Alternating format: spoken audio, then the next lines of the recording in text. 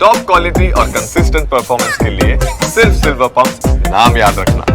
ಯುದ್ಧ ವಿರಾಮಕ್ಕೆ ಸಂಬಂಧಪಟ್ಟಂತೆ ಡೆವಲಪ್ಮೆಂಟ್ಗಳಾಗ್ತಾ ಇದೆ. ಭಾರತದ ಪ್ರತಿ ದಾಳಿಗೆ ಭಾರತ ತುಂಬ ಜೋರಾಗಿ ಅಟ್ಯಾಕ್ ಮಾಡ್ತಾ ಯುದ್ಧ ನಿಲ್ಲಿಸುವಂತೆ ಮಂಡಿಯೂರಿದ್ದಂಥ ಪಾಕಿಸ್ತಾನ ಇನ್ಫ್ಯಾಕ್ಟ್ ಪಾಕಿಸ್ತಾನ ಈಗ ಬೆದರಿದೆ. ಕದನ ವಿರಾಮದ ಬಗ್ಗೆ ನಿನ್ನೆ ಹಾಟ್ಲೈನ್ ಮೀಟಿಂಗ್ ಆಯಿತು. ಆ ಮೀಟಿಂಗಲ್ಲಿ ಏನೆಲ್ಲ ಡೀಟೇಲ್ ಆಯಿತು ಅದರ ಡೀಟೇಲ್ ಕೂಡ ಬರ್ತಾ ಇದೆ. ಭಾರತ ಪಾಕ್ DGMOಗಳ ನಡುವೆ ಮಾತುಕತೆ ಆಗಿದೆ. ಅಫ್ಕೋರ್ಸ್ ಭಾರತ ಕೂಡ ಕೆಲವೊಂದಿಷ್ಟು ಪ್ರಮುಖವಾದಂಥ ಬೇಡಿಕೆಗಳನ್ನು ಇಟ್ಟಿರುತ್ತೆ. ಪಾಕಿಸ್ತಾನಕ್ಕೆ ಖಡಕ್ ಅಂತ ಎಚ್ಚರಿಕೆ ಕೊಟ್ಟಿರುತ್ತೆ. ಪ್ರಮುಖವಾಗಿ LOC ಭಾಗದಲ್ಲಿ ವಾರ್ ಮಾಡಬಾರ್ದು ಅಂತ, ಇನ್ಫ್ಯಾಕ್ಟ್ LOC ಭಾಗದಲ್ಲಿ ಫೈರಿಂಗ್ ಮಾಡಬಾರ್ದು ಅನ್ನುವಂಥ ಒಂದು ಸೂಚನೆ ಸಹಜವಾಗಿ ಕೊಟ್ಟಿರ್ತಾರೆ. ಸೊ ಈ ಎಲ್ಲ ವಿಚಾರಗಳಿದೆ. ಇದಕ್ಕಿಂತ ಮೊದಲು ಇವತ್ತು ಪ್ರಧಾನಿ ನರೇಂದ್ರ ಮೋದಿ ನಿವಾಸದಲ್ಲೂ ಕೂಡ ಒಂದು ಮೀಟಿಂಗ್ ಕೂಡ ಇದೆ. ಅದ್ರ ಬಗ್ಗೆ ಏನಾಗುತ್ತೆ ನೋಡಬೇಕಾಗತ್ತೆ. ಅಲ್ಲಿ ಆಪರೇಷನಲ್ಲಿ ಯಾವ ನಿರ್ಧಾರಗಳನ್ನು ಮಾಡಲಾಗುತ್ತೆ ಅಂತ ಕೇಳಲಾಗುತ್ತೆ. ರವಿ ಅವರೇ, ನಾನು ಪ್ರಶ್ನೆ ಕೇಳ್ತಾ ಇದ್ದೆ. ಈಗ ಆ್ಯಕ್ಟ್ ಆಫ್ ವಾರ್ ಅನ್ನುವಂಥದ್ದು ಇರ್ಬೋದು. ಅಫ್ಕೋರ್ಸ್ ನೀವು ಕೇಳಿದಂಗೆ ಕೆಲವೊಂದಿಷ್ಟು ಪ್ರಶ್ನೆಗಳಿದೆ ನಮ್ಮ ಸ್ಥಳೀಯವಾಗಿ ಏನೆಲ್ಲ ತೊಂದರೆ ಆಗುತ್ತೆ ಅಂತ. ಬಟ್ ಆ್ಯಕ್ಟ್ ಆಫ್ ವಾರ್ ಅನ್ನುವಂಥ ನಮ್ಮ ಈ ಹೊಸ ನಿಲುವು ಬಂದಿರೋದ್ರಂಥ ಹಿನ್ನೆಲೆಯಲ್ಲಿ ಇದುವರೆಗೂ ನಾವು ಟೆರರಿಸ್ಟ್ಗಳನ್ನ ಯಾವ ರೀತಿ ಟ್ರೀಟ್ ಮಾಡ್ತಿದ್ವಿ, ಕರ್ಕೊಂಡ್ಬರ್ತಿದ್ವಿ, ಅರೆಸ್ಟ್ ಮಾಡ್ತಾ ಇದ್ವಿ, ಟ್ರಯಲ್ ಮಾಡ್ತಾ ಇದ್ವಿ, ಅವರನ್ನು ಒಳಗಡೆ ಇರ್ತಿದ್ವಿ, ದೆನ್ ಕೋರ್ಟ್ ಪ್ರೊಸೀಜರ್ ಆಗಿತ್ತು.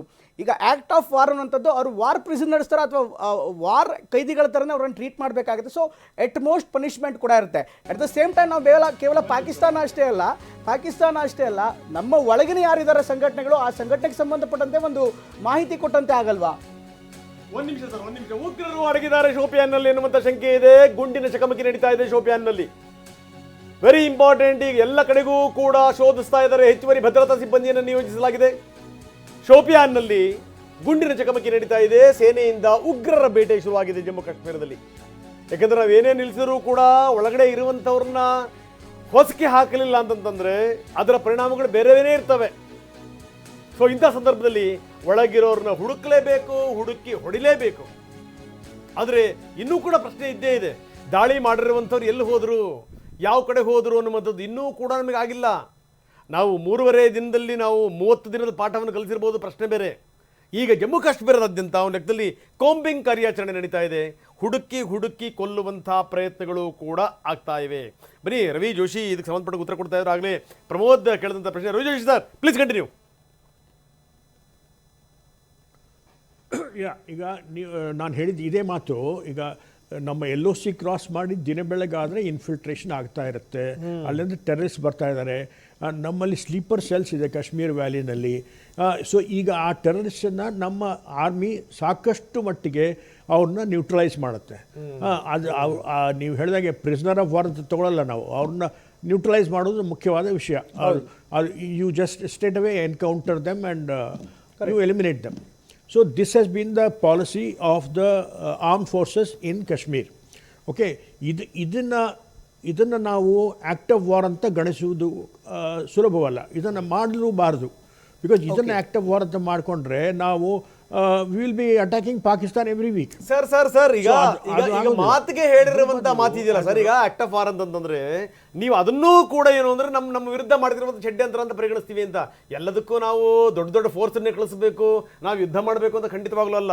ಎಲ್ಲೆಲ್ಲಿ ಯಾವ್ಯಾವ ರೀತಿ ಹಣಿಬೇಕು ಆ ರೀತಿ ಪ್ರಯತ್ನಗಳನ್ನ ಮಾಡ್ತಾ ಇರ್ತೀವಿ. ಜೊತೆಗೇನು ಅಂತಂದ್ರೆ ಮುಂದೆ ನೀವು ಮಂಡಿ ಊರಿದರೂ ಕೂಡ ನಾವು ನಿಮ್ಮ ಮಾತನ್ನು ಕೇಳಲ್ಲ. ಇದು ಒಂದು ಸ್ಪಷ್ಟವಾದಂಥ ಸಂದೇಶ. ಸರ್, ಒಂದು ಪ್ರಶ್ನೆಗೆ ನನ್ನ ಪ್ರಶ್ನೆಗೆ ಉತ್ತರ ಕೊಡಿ. ಏನು ಅಂತಂದರೆ 3.5 ದಿನಕ್ಕೆ ಈ ಕಾರ್ಯಾಚರಣೆ ಎಂಡ್ ಆಗಿದೆ.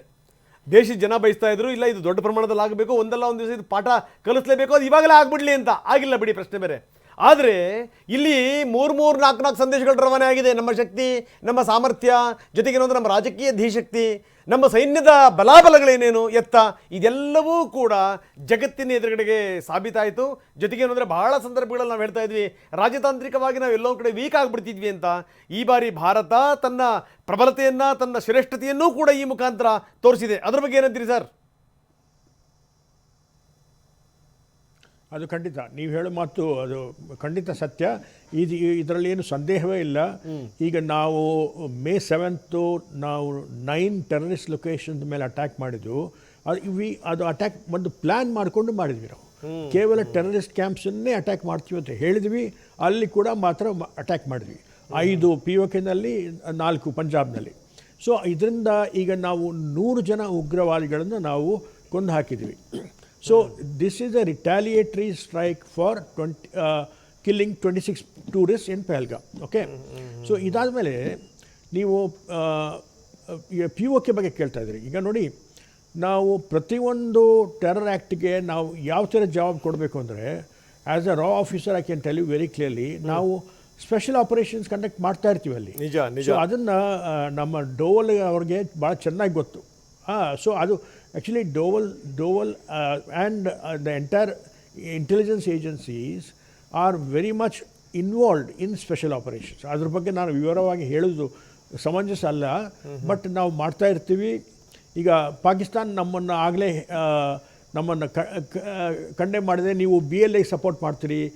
BLA ಅಂದರೆ ಬಲೂಚ್ ಲಿಬರೇಷನ್ ಆರ್ಮಿನ, ನೀವು TTPನ ಸಪೋರ್ಟ್ ಮಾಡ್ತಾಯಿದ್ದೀರಿ, ತೆಹರಿಕೆ ತಾಲಿಬಾನ್ ಪಾಕಿಸ್ತಾನ. ಅದು ನಾವು ಮಾಡ್ತಾ ಇದ್ದೀವೋ ಇಲ್ಲ ಅದ್ರ ಬಗ್ಗೆ ನಾನು ಕಮೆಂಟ್ ಮಾಡೋದಿಲ್ಲ. ಬಟ್ ಈ ಥರ ಅವರಲ್ಲಿ ಕೂಡ ಒಂದು ಭಯ ಹುಟ್ಟಿದೆ. ನಾವು ಈ ಥರ ಆಪರೇಷನ್ಸನ್ನು ಇನ್ನೂ ಜಾಸ್ತಿ ಮಾಡಿದರೆ ಖಂಡಿತವಾಗಿ ಬಲೂಚಿಸ್ತಾನದಲ್ಲಿ ಭಾಳ ದೊಡ್ಡ ಪ್ರಮಾಣದಲ್ಲಿ ಒಂದು ಸಿವಿಲ್ ಅನ್ರೆಸ್ಟ್ ಕ್ರಿಯೇಟ್ ಆಗ್ಬೋದು. ಸೊ ಅದು ಅವ್ರಿಗೆ ಗೊತ್ತಿರಬೇಕು. ರವಿ ಅವರೇ ಸಾರಿ ರವಿ ಅವರೇ, ಒಂದೀಗ ನೀವು ಆಕ್ಟ್ ಆಫ್ ವಾರ್ ಬಗ್ಗೆ ಮಾತಾಡಿ ಪ್ರತಿಯೊಂದಕ್ಕೂ ಕೂಡ ನಾವು ನೇರವಾಗಿದ್ದು ದಾಳಿ ಮಾಡೋದಕ್ಕಾಗಲ್ಲ ಅಂತ ಹೇಳ್ತಿದ್ದೀವಿ.